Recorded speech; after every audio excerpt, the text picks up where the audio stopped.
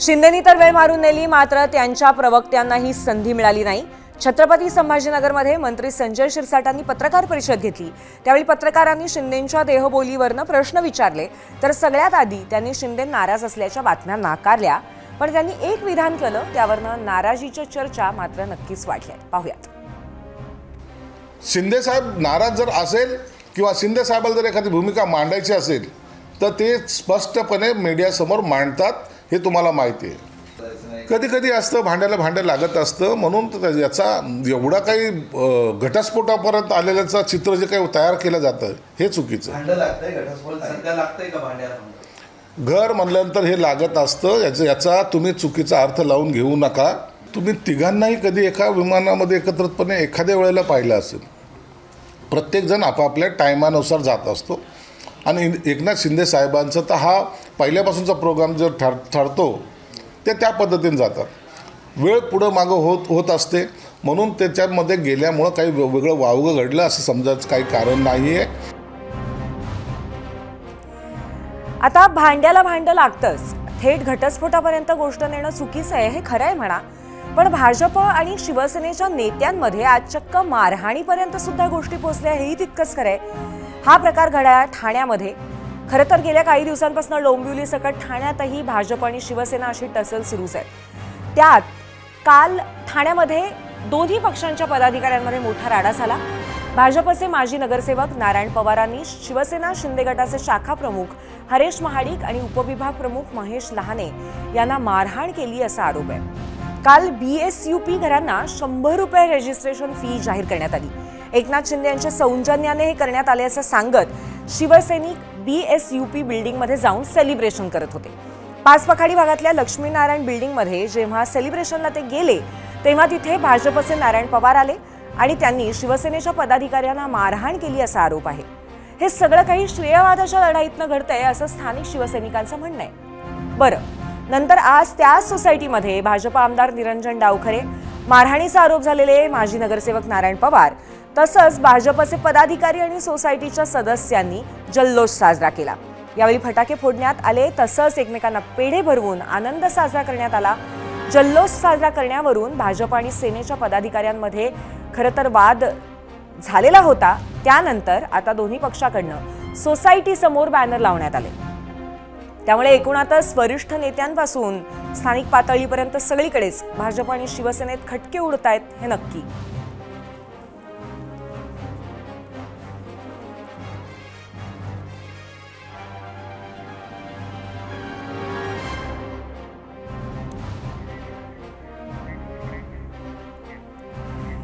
तर आता हे खटके रुसवे फुगवे असे सुरू राहिले तर महायुतीचं काय होणार? कुरघोड्या थांबल्या नाहीत तर नुकसान कोणाचं होणार? शिंदेंच्या नाराजीचा महायुतीत मोठा फटका नक्की कुणाला बसू शकतो? यावर तुम्ही काय प्रतिक्रिया दिल्यात ते पाहूयात मीडिया सेंटरला जाऊ. एक्सवरून वसंत कुलकर्णी यांची प्रतिक्रिया आहे. दुरावा मिटला नाही तर पुन्हा पक्षफूट, 50 पैकी 25 आमदार भाजपमध्ये सामील होतील असं त्यांचं म्हणणं आहे. पुढची प्रतिक्रिया आहे एक्सवरून जब्बार शेख यांची. सत्ताधारी महायुतीत भाजप आणि शिंदेंमधील संघर्ष तीव्र झालाय. भाजप महायुतीत असलं तरी मुंबई त्यांना एकट्याला काबीज करायची आहे असं त्यांचं मत आहे. एक्सवरून पुढची प्रतिक्रिया आशिष यांची आहे. खरं तर महायुतीमध्ये शिंदेंची अवस्था वाईट झाली आहे आणि त्यांना ती सांगताही येत नाहीये आणि सहनही होत नाहीये असं त्यांचं म्हणणं आहे. युट्यूबवरनं पुढची प्रतिक्रिया विशाल पाटील यांची. कोणालाही फटका बसेल असं वाटत नाही, कारण निवडणूक आयोग आहे ना. 80% महायुती तर 20% विरोधी पक्ष असं त्यांनी म्हटलंय. युट्यूबवरनं डॉक्टर रामचंद्र कुलकर्णी यांची प्रतिक्रिया आहे. नाराज होऊन काहीच फायदा नाही, सर्वांशी मिळून मिसळून राहण्यातच फायदा आहे असं त्यांचं मत आहे. पुढची प्रतिक्रिया बघूया. कोणाला काही फरक पडणार नाही, ज्ञानेश्वर सालेकर यांनी युट्यूबवरनं प्रतिक्रिया दिली. पुढची प्रतिक्रिया माऊली यांची आहे युट्यूबवरून. एकनाथ शिंदेंना माझी विनंती आहे, महाराष्ट्राच्या हितासाठी सरकारमधून बाहेर पडावं.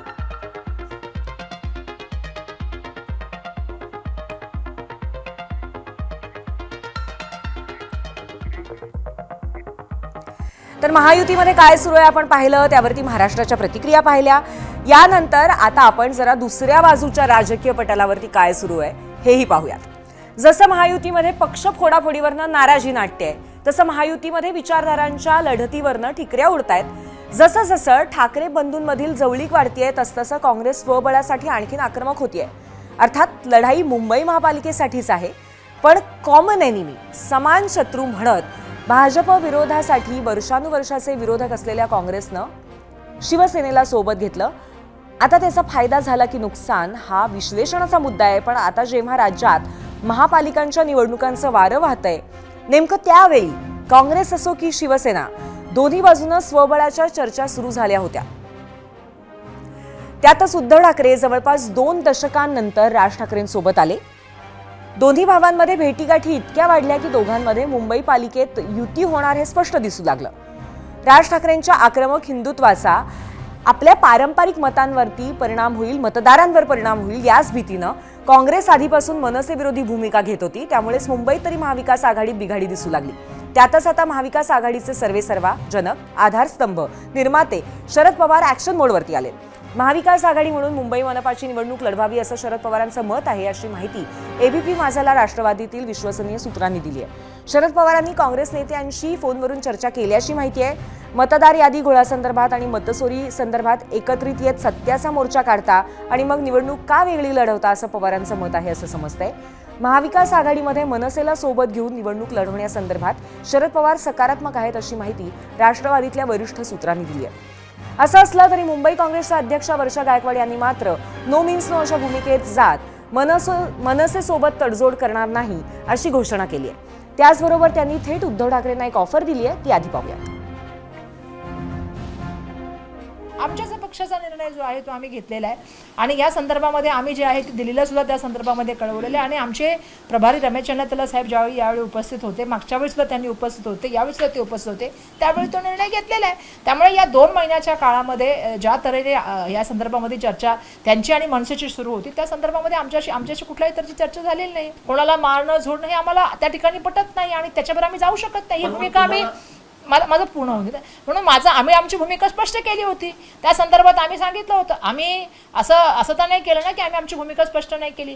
आमची त्यांच्या बाबतीतली भूमिका स्पष्ट होती। आजही आम्ही सांगतो की त्यांना वाटतं त्यांनी त्यांच्याबरोबर दुसरी आघाडीत सोडून आमच्यावर यावं, आम्हाला काही प्रॉब्लेम नाही त्यांच्याबरोबर। पण असं आहे की शेवटी आम्हाला जे आहे जे कायदा हातात घेतात त्या ठिकाणी लोकांना मारण्याच्या गोष्टी बोलतात, त्या गोष्टीला आमचा विरोध आहे। तर आता काँग्रेसनं आपली भूमिका जवळपास स्पष्ट केली आहे, पण काँग्रेसची भूमिका पाहून 2019 सालची आठवण नक्कीच येते। राज्यात महायुतीला म्हणजे तेव्हाच्या महायुतीला ज्यात ठाकरे फडणवीस एकत्र होते त्यांच्या महायुतीला विधानसभेमध्ये स्पष्ट बहुमत मिळालं होतं। मात्र मुख्यमंत्री पदावरनं पेच अडकला त्यावेळी शरद पवारांनी पुढाकार घेत खासदार संजय राऊतांच्या मदतीने महाविकास आघाडीचं समीकरण बांधलं। पण हे जवळपास अशक्य होतं, कारण शिवसेनेनं अख्खं राजकारण काँग्रेस विरोधामध्ये केलं होतं। प्रखर हिंदुत्ववाद ही शिवसेनेची ओळख होती, त्यामुळे काँग्रेसला हे कसं चालणार? त्यातही सुरुवातीला महाराष्ट्र काँग्रेसमध्ये आजसारख्याच नाराजीचा सूर होता, पण शरद पवारांनी दिल्ली गाठली, थेट सोनिया गांधी राहुल गांधींशी चर्चा केली आणि ठाकरेंची एंट्री झाली। पुढे काय काय घडलं ते सगळ्या महाराष्ट्राने पाहिले। 2019चा इतिहास सांगण्याचं कारण तेच शरद पवार आज आणखीन एका ठाकरेंसाठी ॲक्शन मोडवरती आलेत आणि त्यावरच आहे आजचा आपला दुसरा प्रश्न। तो प्रश्न पाहण्यासाठी आपण जाऊयात पोल सेंटरला। आजचा आपला दुसरा प्रश्न आहे, राज ठाकरेंना सोबत घेण्यासाठी शरद पवार सकारात्मक, काँग्रेस तयार होईल असं वाटतं का? होय आणि नाही असे 2 पर्याय आहेत।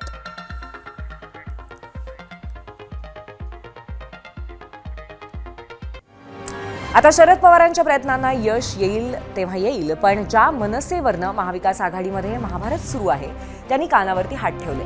महाविकास आघाडीशी आपला काही संबंध नसल्याचं सांगत या वादात पडायला मनसेच्या संदीप देशपांडेंनी नकार दिलाय।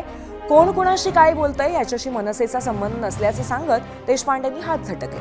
अर्थात निवडणुकीचा अंतिम निर्णय राज ठाकरेच घेतील हे सांगायलाही ते विसरले नाहीत। महाराष्ट्र नवनिर्माण सेना महाविकास आघाडीचा भाग नाही। महाराष्ट्र नवनिर्माण सेना हा स्वतंत्र पक्ष आहे। आमच्या पक्षाचा निर्णय हे सन्माननीय राजसाहेब ठाकरे घेत असतात। त्यामुळे वर्षा गायकवाड काय बोलतात, उद्धवसाहेब ठाकरे काय बोलतात, उद्धवसाहेब ठाकरे वर्षा गायकवाडांशी काय बोलतात, वर्षा गायकवाड जाऊन पवारसाहेबांशी काय बोलतात, पवारसाहेब जाऊन मनसेबद्दल काय बोलतात, याच्याशी आम्हाला देणं घेणं नाही। आमचा निर्णय राजसाहेब ठाकरे करतील आणि योग्य वेळी करतील. आणि आपल्या दुसऱ्या प्रश्नावरती आणि एकंदरीतच या दुसऱ्या विषयावरती आता महाराष्ट्राच्या प्रतिक्रिया काय आहेत तेही आपण पाहूयात मीडिया सेंटरला. एक्सवरून पहिली प्रतिक्रिया श्याम यांची आहे. राज ठाकरेंना सोबत घेतल्यास मतांची विभागणी टळेल, त्याचा फायदा काँग्रेसलाच होईल असं त्यांचं म्हणणं आहे. पुढची प्रतिक्रिया एक्सवरून आपण बघतोय शंतनू यांची. मुळात काँग्रेस पक्ष यासाठी तयार पाहिजे. मनात राजकीय द्वेष असेल तर शरद पवार या बाबतीत काहीही करू शकणार नाही असं शंतनू यांचं म्हणणं आहे. पुढची प्रतिक्रिया एक्सवरून बघतोय आशिष यांची. काँग्रेस तयार होणार नाही कारण त्यांना त्यांचे मतदार पण सांभाळायचे आहेत.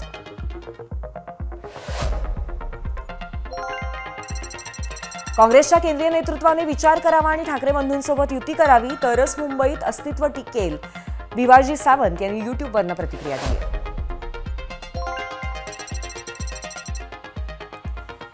सुधाकर मुळे फेसबुकवरनं आपली प्रतिक्रिया देत आहेत. शरद पवार 100% काँग्रेसला राजी करतील असं त्यांचं म्हणणं आहे.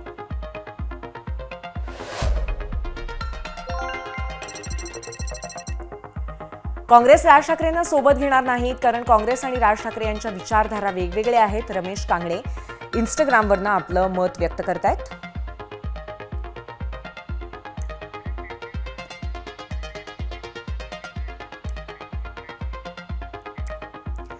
तर एकंदरीतच शरद पवार महाविकास आघाडीची मोठ पुन्हा बांधणार का? उद्धव ठाकरेंना काँग्रेस मनसेला सोडून उद्धव ठाकरेंना काँग्रेसने मनसेला सोडून या अशी जी ऑफर दिलेली आहे पचलेली आहे का?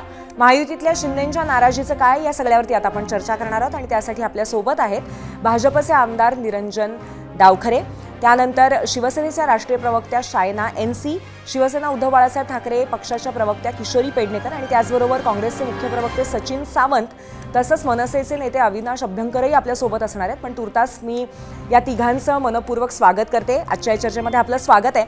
आणि सर्वात पहिला प्रश्न मला निरंजन डावखरे यांना विचारायचा आहे की ठाण्यामध्ये जे काही कालपासनं घडलं आणि त्याआधी सुद्धा जे घडतंय की एक रस्सीखेच सातत्याने दिसती आहे भाजपमध्ये आणि शिंदे सेनेमध्ये, तर कशा पद्धतीने हे आव्हान स्वीकारलं जाणार आहे? कारण महायुतीतल्या नाराजी टाळण्याचं आव्हानही सातत्याने आपल्यासोबत असणार आहे निवडणुका होईपर्यंत. निरंजनजी.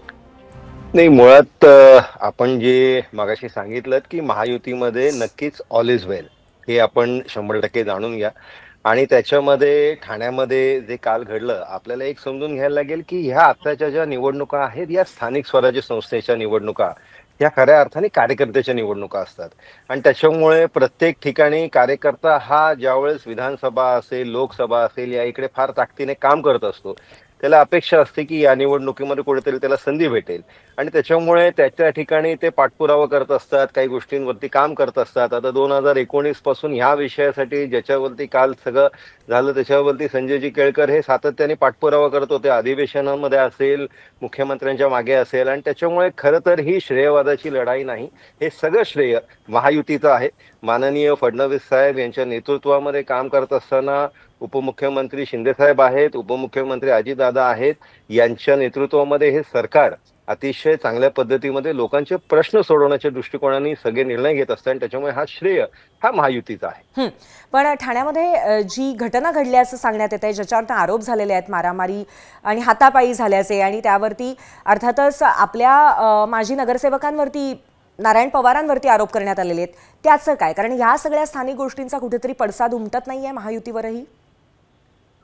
नाही, याच्यामध्ये सोसायटीमधले काही महिला खाली उतरल्या होत्या, त्याच्यानंतर नारायण पवार त्या तिकडे गेले नाही गेले अजून याच्यामध्येही प्रश्नचिन्ह आहेत आणि ही मुळात NCची तक्रार झालेली आहे. खरं तर मीडियामधनं या गोष्टीला थोडंसं जास्त मोठं केलं गेलेलं आहे. तेवढी काही मोठी गोष्ट घडली नव्हती त्याच्यामध्ये. हो की त्या तिकडे काही थोडंसे बाचाबाची झाली, दोघांच्या मध्ये काही आरोप प्रत्यारोप झाले, पण ते एकंदरीत सगळ्यांना एकत्र आणण्याच्या दृष्टिकोनाने काही तसा प्रॉब्लेम नाही. आणि आज नारायण पवारांनी त्याच्यामध्ये बाईट दिली की हे महायुतीची श्रेय आहे आणि त्याच्यामुळे आम्ही सगळे एकत्र आहोत. बर, शायनाजी तुमच्याकडे येते, तुम्हाला हे मान्य आहे का की काल ठाण्यामध्ये फारसं काही तसं झालेलं नाहीये आणि या सगळ्या पातळीवरती आजही महायुती एकत्र आहे, परंतु काल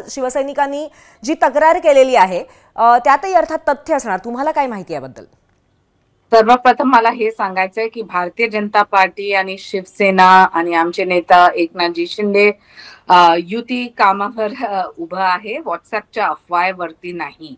असं सांगायचंय की कॅमेरा समोर दोन नेते बोलले की नाही बोलले, टेन्शन आहे की नाही, हे काय फिल्म स्क्रिप्ट नाही. हे महाराष्ट्र सारखा मोठ्या राज्यामध्ये ते जबाबदार नेते आहे आणि त्यांना माहिती आहे काय करायचंय, प्रगतीसाठी काय करायचंय. आमची एक विचारधारा आहे, ते विचारधारा आम्ही एकत्र ठेवलं आणि कामावरती नक्कीच तुम्ही टिप्पणी करा, परंतु हे अफवा हे रूमर मॉंगरिंग गॉसिप करायचं ते विपक्षचं काम असू शकतो. आम्हाला फक्त हे सांगायचं आहे की नेहमीच तुम्ही बघितलं 2022 पासून हे सरकारच्या एकच प्रगती प्रगती प्रगती, शेती असो, उद्योग असो, इन्फ्रास्ट्रक्चर असो, लॉ अँड ऑर्डर सिच्युएशन आहे, तर जॉईंट निर्णय आपण एकत्र घेऊ आणि घेतात. मला वाटते की तुम्ही उदाहरण बघा, मुंबई कोस्टल रोड असो, समृद्धी महामार्ग, शेतकरीसाठी जे योजना आहे, मोठे शायनाजी नक्कीच म्हणजे ह्या सगळ्या प्रगतीबद्दल, डेव्हलपमेंट बद्दल आपण वेळोवेळी चर्चा केलेली आहे, त्यामुळे हा मुद्दा वेगळा आहे आणि तुमचा मुद्दा तुम्ही आधी मांडलात. पण मला आता किशोरीताईंना विचारायचं आहे की किशोरीताई, पटतंय का हे सगळं की महायुतीमध्ये सगळं व्यवस्थित चाललंय, ऑल इज वेल? तुम्हाला काय वाटतं? खरं म्हणजे महायुतीत काय चाललं आहे हे अख्खा महाराष्ट्र पाहतोय. काय नाराजीचे सूर उठल्यानंतर एक तर दिल्ली किंवा दरेगाव या पलीकडे काही दिसत नाही आहे. त्यामुळे मला असं वाटतं, अगदी मागचा थोडासा इतिहास जर आपण घेतला तर 2014ला आमचीच म्हणजे आमचे आणि भाजप मिळून सत्ता होती. त्यावेळेला एकनाथ शिंदे साहेब कितीतरी सभेंमध्ये राजीनामा खिशात घेऊन भाजपबरोबर जायचं नाही म्हणजे नाही अशी रट लावत होते. त्यानंतर 2019चं इलेक्शन झालं. 2019ला जेव्हा शिवसेना उद्धव बाळासाहेब ठाकरे यांच्या भूमिकेला महत्त्वाची वाटली सगळ्यांना, त्यावेळेला हेच सगळे नेते होते जे रड लावणारे होते. वाटेल तर झालं तरी चालेल पण भाजपबरोबर नाही जायचं. कुठलाही पक्षप्रमुख स्वतः एकटा निर्णय घेत नसतो. बरोबर असलेले मोठे मोठे पदाधिकारी नेमकं काय भोगलंय आणि नेमकं काय सांगतायत याच्यावर निर्णय होतो. बरं किशोरीताई, हा नक्कीच तुम्ही इतिहास सांगताय, पण मी तुम्हाला थोडंसं थांबवतो. याचं कारण असं आहे, इतिहास हा तर मुद्दा असा आहे की तुम्ही अनेक वर्ष काम केलेलं आहे एकनाथ शिंदे यांच्या बरोबर, तर सध्या जी त्यांची बॉडी लँग्वेज दिसते ते बघून तुम्हाला काय वाटतं की नक्की काय त्यांच्या मनात चाललेलं आहे, नक्की कशा पद्धतीने काय समोर येत आहे त्या बॉडी लँग्वेज मधून? मला नाही त्यांच्या बॉडी लँग्वेज बघा, आपण एखाद्या सभेला जातो किंवा कुठेही तर आपली बॉडी लँग्वेजच पहिली प्रेझेंट होते आणि ती आत्ताच्या घडीला शिंदे साहेबांची बॉडी लँग्वेज ही डल आहे, कुठेतरी चेहऱ्यावरती भीतीचं सावट आहे. आपण म्हणणं मी घाबरत नाही, पण ते आपल्याला आपल्या बॉडी लँग्वेजमधनं दिसतंय हे नेमकं कळत नाही. हाच मोठा तो प्रश्न असतो. आणि आत्ता आपण ज्या गोष्टीवर चर्चा करतो आहोत मुळात आम्हाला झिडकारून गेलेले आहेत, आमच्याकडे वाद लावून गेलेले आहेत. त्यामुळे उद्या त्यांचं काय होतंय काय नाही होतंय यापेक्षा आम्ही आता काय करणार आहोत, आम्ही असलेल्या सर्व पदाधिकाऱ्यांना घेऊन आम्ही पुढे चाललेलो आहोत. त्यामुळे ह्यांच्यातल्या गोष्टीमध्ये फारसा आम्हाला बरं तुम्ही काय करणार त्यावरती आता एक प्रश्न आहे की किशोरीताई, वर्षा गायकवाडांनी आज तुमच्या पक्षाला दुसरी आघाडी सोडून म्हणजेच मनसेला सोडून काँग्रेस सोबत येण्याची ऑफर दिलेली आहे, तर तुम्ही त्यावर काय करणार, तुमचं म्हणणं काय?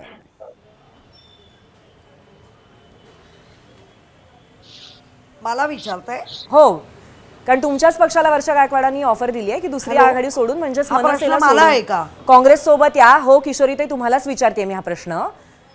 नाही, वर्षाताईंनी असंही म्हटलं आहे की दुसरी आघाडी तुमच्यात होत असेल.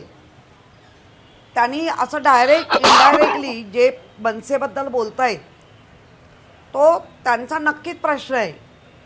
परंतु त्यांनी आम्हाला अगदी असं नाही सांगितलं आहे की तुम्ही तोडा म्हणून.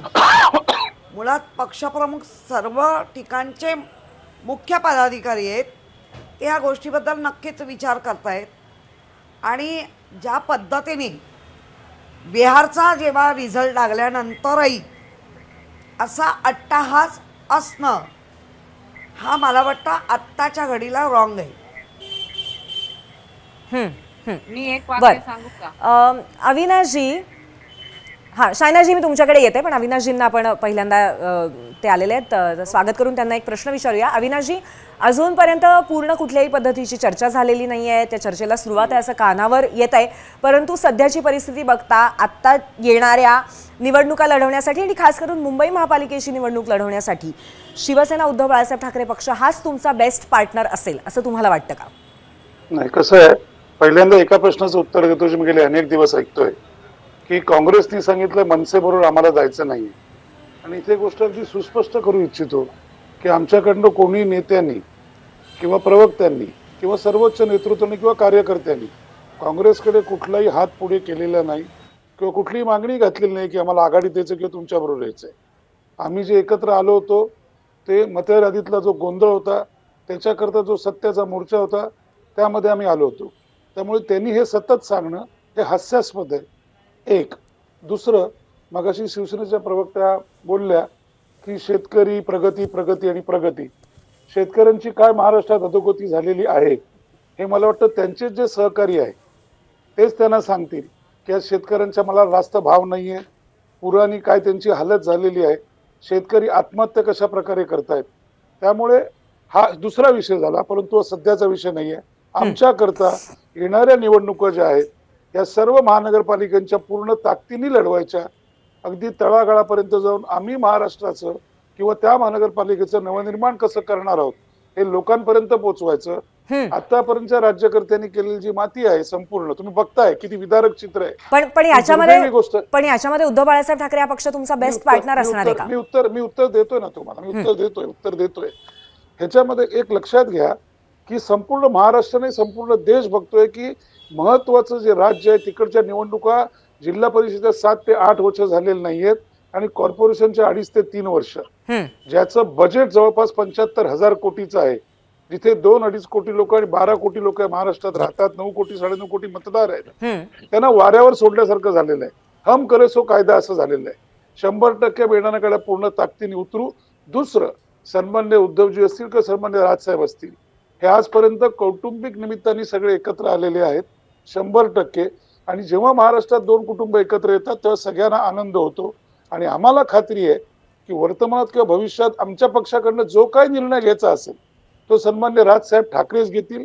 आणि तो जो घेतील तो या महाराष्ट्रातील मराठी माणसाचा, मराठी भाषेचा, मराठी संस्कृतीचा हा सन्मान राखणारा असेल. तो सत्तेकरता घेतलेला निर्णय नसेल, तो सत्तेसाठी खुर्चीसाठी घेतलेला निर्णय नसेल, तो या महाराष्ट्रातील माणसाच्या भल्याकरता, मराठी माणसाच्या भल्याकरता घेतलेला निर्णय.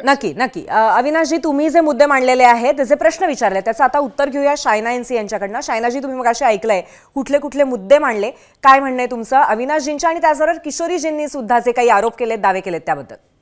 सर्वप्रथम मला हे सांगायचंय की एकनाथजी शिंदे साहेब आणि देवेंद्र फडणवीस जीचं जे बॉन्ड आहे ते काय भावना नाही, ते गव्हर्नन्स पार्टनरशिप आहे. तुम्ही समजून घ्या.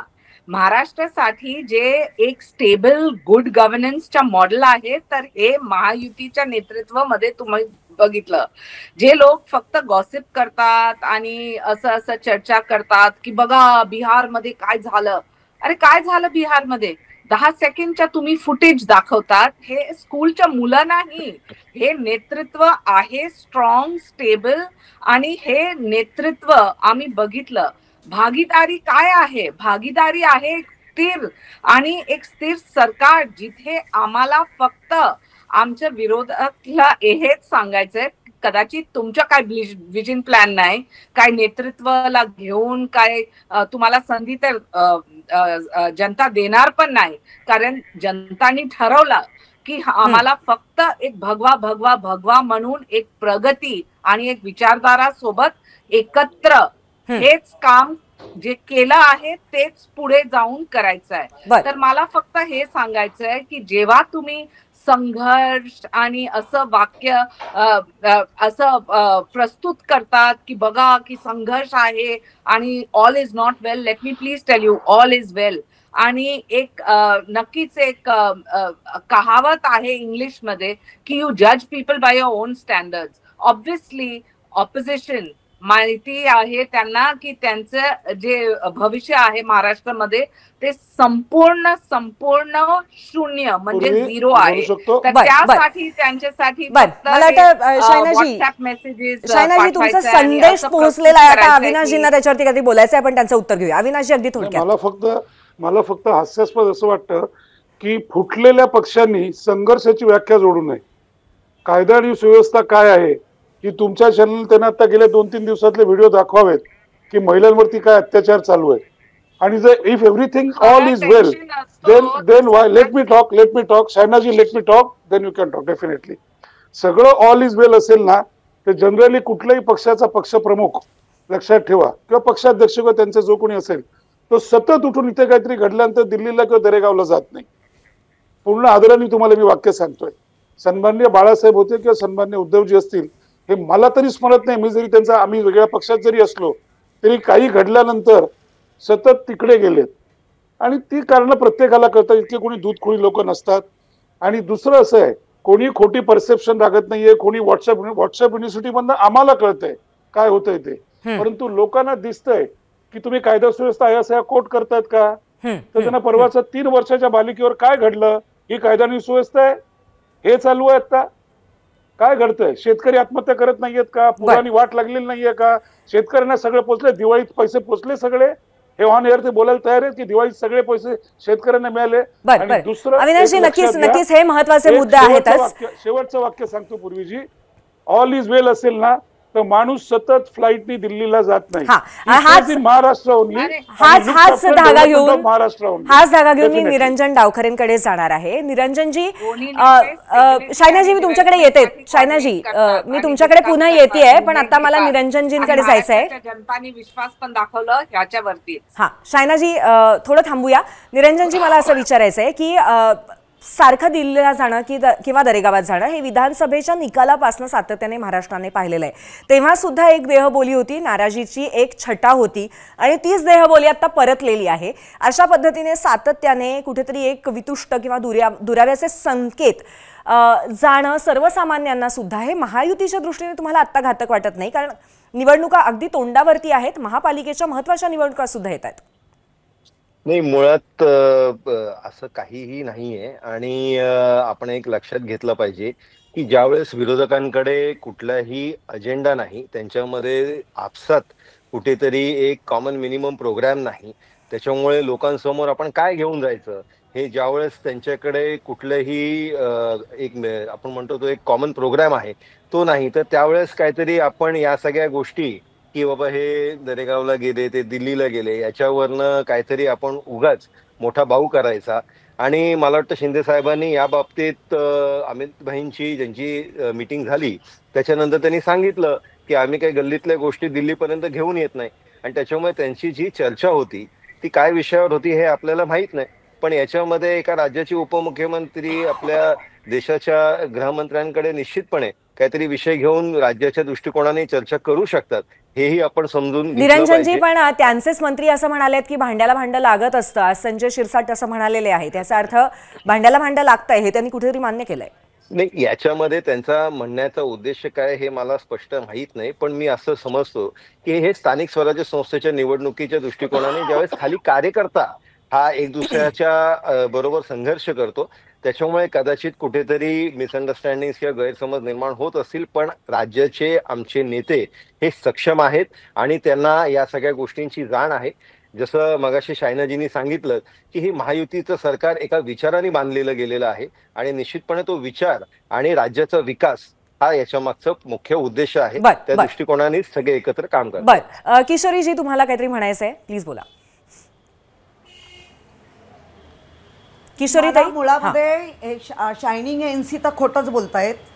शायनिंग एनसी खोटच बोलतायत. माझं नाव आहे शायना किशोरी. आता डावखरे जे म्हणतायत त्यांना हा ओके, त्यांना सांभाळायचं आहे सगळ्यांनाच. मला एक सांगा, ज्यांनी झाडी डोंगर जे प्रसिद्ध आहेत, शहाजी बापू, त्यांचे इंटरव्ह्यू अनेक वेळा आपण आता पाहिलं. त्यांनी तर चक्क भाजपाबद्दल अतिशय वाईट विचार मांडले आणि तरी आपण म्हणायचं की सगळं आलबेल आहे. म्हणजे काना आणि बहिरा, जे याला आपण म्हणतो कानानी बहिरा आहे आणि दिसत असूनही लक्ष नाही द्यायचं, अशी अवस्था आहे का? म्हणजे तुम्ही महाराष्ट्राला काय नक्की काय समजावू पाहताय? आम्ही नाही म्हणत आहे, आम्हाला तुमच्याशी देणं घेणंच नाही. तुम्ही भांडा नाही तर कांडा, आमचा काही प्रॉब्लेम नाही. पण एवढं सगळं दिसत असून चायना एनसी त्या सांगतायत की लॉ अँड ऑर्डर व्यवस्थित आहे. अहो काल त्या 3 वर्षाच्या मुलीवर जे बलात्कार झालेत, एक मुलाला मारलं जात आहे, कुठला लॉ अँड ऑर्डर? आणि एवढं झाल्यानंतरही कुठूनही सूत उद्धवजींकडे कसं जाईल ह्याचे प्रयत्न करणारे तुम्ही लोक. काय शिकवताय, काय महाराष्ट्राला सांगताय? खरं बोलूया, आम्ही कबूल करतोय की आम्हाला तुमच्यामधला भांड्याला भांडं लागू दे, नाही तर मटक्याला मटकं लागून फुटू दे, आमचा काही संबंध नाही. आम्हाला महाराष्ट्राच्या जनतेबरोबर राहून त्यांच्या. किशोरीजी, तुमचं म्हणणं मांडलेलं आहे तुम्ही. आता आपण निरंजनजींकडे जाऊया, त्यांना याच्यावरती काहीतरी बोलायचं आहे. निरंजनजी, त्यांनी जो सांगोल्याचं आता उदाहरण दिलेलं आहे, तिथे जयकुमार गोरेंबद्दल नक्कीच कुठेतरी वितुष्ट आल्याचं दिसतंय, तर त्याबद्दलही आम्हाला जरूर सांगा. याच्यामध्ये प्रत्येक पक्ष आपापल्या पद्धतीने स्वतःच कार्यकर्त्यांची ताकद वाढवण्याचा प्रयत्न करत असतो, तो एक भाग झाला. पण मगाशी ताई म्हटल्या की त्यांना तुमच्या पक्षात काय चालू आहे, म्हणजे आमच्या पक्षात काय चालू आहे याच्यामध्ये घेणं देणं नाही, भांड्याला भांडं लागू दे किंवा मटक्याला मटकं लागू दे. पण जर तुम्ही त्यांचं सगळे पक्षाचे जेवढे नेते आहेत त्यांचं वक्तृत्व एवढ्या काळामध्ये बघितलं, महिन्याभरात काढून बघितलं, तरी त्यांचं लोकहितासंदर्भातलं काहीच विषय नाही. त्यांचं फक्त आणि फक्त की बाबा महायुतीमध्ये काय चालू आहे याच्याबद्दलच असतं. आणि त्याच्यामुळे खरं तर विरोधकांकडे कुठलाही अजेंडा नाही, लोकहिताच्या दृष्टिकोनाने कुठलाही प्रश्न नाही. त्याचं कारण असं आहे की महायुती सरकार हे सातत्याने लोकहिताचे निर्णय घेतंय, काम करतंय. आणि त्याच्यामुळे सातत्याने ज्यावेळेस ही कामं होत आहेत त्यावेळेस त्यांच्याकडे विषयच राहिले नाहीत विरोधात बोलायला. त्याच्यामुळे फक्त वैयक्तिक टीका, त्यांच्याबद्दल हे दरेगावला का गेले, हे दिल्लीला का गेले, हे एक दुसऱ्याकडे का बघत नाहीत, हे दुसऱ्याशी का बोलत नाहीत, नमस्कार घेतला नाही, असं सगळ्या गोष्टींवरती आपण चर्चा करतोय. हे चॅनलवाले, तुम्हीच बोललात मगाशी, चॅनलवाले नाही ताई, तुम्ही मगाशी बोलला त्यांच्यावर वॉच ठेवून नाहीये. असं दिसतंय तुमच्या सगळ्यांच्या भाषणांवरनं लोक चर्चा करतायत. आम्ही काय तुमच्या सगळ्यांच्या भाषणांमध्ये जर आपण बघितलं आम्हाला काय माहिती, त्याच्यामध्ये एकच तोच विषय दिसतो. बर नक्की नाही. आता मी पुन्हा एकदा अविनाशजींकडे जाते आणि मला त्यांना असं विचारायचं आहे की कुठेतरी शरद पवारांची अशी इच्छा आहे, त्यांची एक मोठ बांधण्याचा प्रयत्न सुरू आहे, ज्याच्यामध्ये महाविकास आघाडी एकसंध मुंबईची लढत लढेल आणि त्यासोबत मनसे सुद्धा असावी अशी त्यांची इच्छा आहे, असं सातत्याने कळतं आहे. जर तशा पद्धतीचा प्रस्ताव आला तर मनसे या इक्वेशनमध्ये असेल का, आणि ते तुमच्या दृष्टीने एक योग्य चित्र असेल का जर भाजप आणि महायुतीला हरवायचं असेल तर? कसं एक लक्षात घ्या, शरद पवारजी हे अत्यंत आदरणीय आणि खूप उच्चस्तरीय नेतृत्व आहे, त्यामुळे त्यांच्या वक्तव्याचा कायम आदर केला जातो. परंतु आमच्या पक्षाकडनं वर्तमानात किंवा भविष्यात कुठलाही निर्णय घ्यायचा असेल तो फक्त राजसाहेब ठाकरेच घेतील, हे तुम्हाला इथे मुद्दाम नमूद करीन. पण ते जो काय घेतील तो 100% महाराष्ट्रातील मराठी माणसाच्या, महाराष्ट्राच्या संस्कृतीच्या आणि मराठी भाषेच्या हा संपूर्ण टक्के आत्मसन्मानाचा असेल, सन्मानाचा असेल. इथे एक गोष्ट मला सांगायचा, मगासपासून उल्लेख होतोय दिल्ली गेले, इकडे गेले, तिकडे गेले. मला एक साधी गोष्ट सांगा, साधी, अत्यंत साधी गोष्ट आहे. जर आपल्यावर जेव्हा संकट आलं होतं तेव्हा हेच उपमुख्यमंत्री किती वेळा दिल्लीला गेले होते, पूर आला होता तेव्हा? आणि जर सगळं आलबेल असेल आणि टीका माझ्या माहितीप्रमाणे सत्ताधाऱ्यांवरतीच केली जाते, आम्ही टीका काय आफ्रिकन गव्हर्नमेंटवरती करू शकत नाही ना. जर तुम्ही चुकलात, हा काय माझा आणि डावकरेजींचा वाद नाही, 100% त्यांचा, त्यांच्या कुटुंबाचा मी आदर करतो नक्कीच. परंतु जेव्हा टीका असते ना ती सत्ताधाऱ्यांवरती असते. आणि ती का असते तर तुमचं वागणं, शहाजी बापूंचं काय वाक्य होतं, मी इथे बोलणं चुकीचं आहे, काय उद्देशून बोलले होते, हिडीस आणि किळसवाणे हे शब्द माणूस केव्हा वापरतो? तुमच्या चॅनलचा तर तुम्ही व्हिडिओ ऑन करून बघा, हे तर मी तुम्हाला पहिले 2 शब्द सांगितले. ठाण्यामध्ये काय गोंधळ चालू आहे, पहिलं म्हणजे आम्ही त्याच्यात काही डोकावून बघत नाही आहोत. प्रश्न असा आहे, आलबेल नसेल तर आलबेल आम्ही कसं सांगतोय की आम्ही कोणाकडे हात पसरलेला नाही, आम्ही कोणाकडे जाणार नाही आहोत. जो काही निर्णय असेल तो राजसाहेब ठाकरे घेतील. भांडं असतं, भांडं वाचतं ना.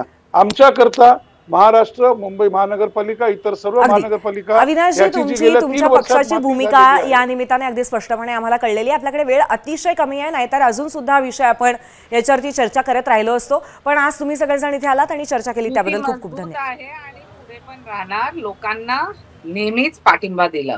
फक्त नक्की नक्की शहानाजी, खूप खूप धन्यवाद. चला पाहूया महाराष्ट्राचा कौल. आजच्या आमच्या प्रश्नावरती जाऊयात पोल सेंटरला. एकूण 14,000 मतं आलेली आहेत. तर राज ठाकरेंना सोबत घेण्यासाठी शरद पवार सकारात्मक, काँग्रेस तयार होईल असं वाटतं का? 70% लोकांचं म्हणणं आहे होय काँग्रेस तयार होईल आणि 30% लोक नाही असं म्हणतायत. यानंतर आमची संपादकीय भूमिका आपल्याला सांगतायत आमच्या कार्यकारी संपादक सरिता कौशिक. सरिता, पूर्वी तुझे धन्यवाद. महाविकास आघाडीचे आर्किटेक्ट हे शरद पवार. राष्ट्रीय स्तरावर जरी त्यांच्या नेतृत्वाला मान्यता असली तरी त्यांच्या राष्ट्रवादीला खेळायचं आहे ते फक्त महाराष्ट्रात. सूत्रांच्या माहितीनुसार शरद पवार यांची भूमिका अशी आहे की जर भाजपाला हरवायचं असेल तर सर्वांनी एक झालं पाहिजे. हे लॉजिक म्हणून बरोबर आहे, पण काँग्रेसची मजबुरी वेगळी आहे. त्यांना वेगवेगळ्या राज्यातील जनतेला पटेल अशी भूमिका राज्यात तोलून मापून घ्यावी लागते.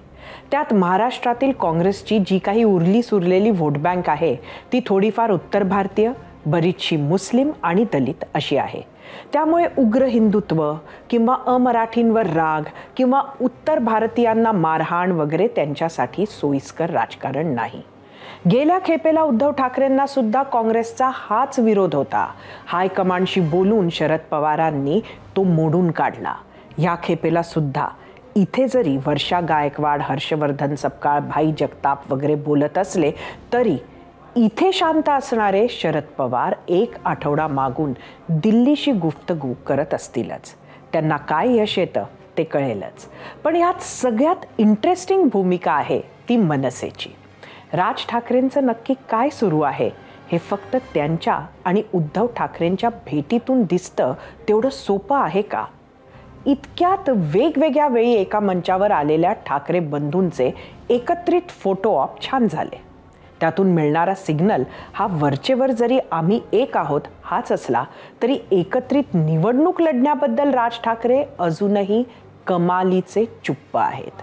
जिथे राज ठाकरे चुप्प आहेत तिथे त्यांचे खंदे समर्थक, पदाधिकारी, प्रवक्ते, संदीप देशपांडे जे बोलले ते तुम्ही आत्ताच ऐकले. मनसे महाविकास आघाडीचा भाग नाही हे त्यांनी निक्षून सांगितलं, पण ते तेवढ्यावर थांबले नाहीत. संदीप देशपांडेंनी उद्धव ठाकरे साहेब वर्षा गायकवाडांशी काय बोलतात, वर्षा गायकवाड मग शरद पवारांशी जाऊन काय म्हणतात, शरद पवार मनसेबद्दल काय बोलतात याच्याशी आम्हाला काही घेणं देणं नाही हे सुद्धा रेटून सांगितलंय. काही गोष्टी स्पष्ट आहेत. संदीप देशपांडे हे आपल्या मनाला येईल ते तर नक्कीच बोलत नाहीत. त्यांचा प्रत्येक शब्द हा राज ठाकरेंना मान्य असल्याशिवाय उच्चारला जाणार नाही हे सुद्धा आपल्याला माहिती आहे. त्यात संदीप देशपांडे एकीकडे राज आणि उद्धव कितीही एकत्रित येत असले तरीही सातत्यानं कमी जास्त प्रमाणात हीच भूमिका घेऊन समोर येतात आणि त्यांना राज ठाकरेंनी थांबवलेलंही दिसत नाहीये. त्यामुळे ये क्या राज है हा प्रश्न विचारावासा वाटतो.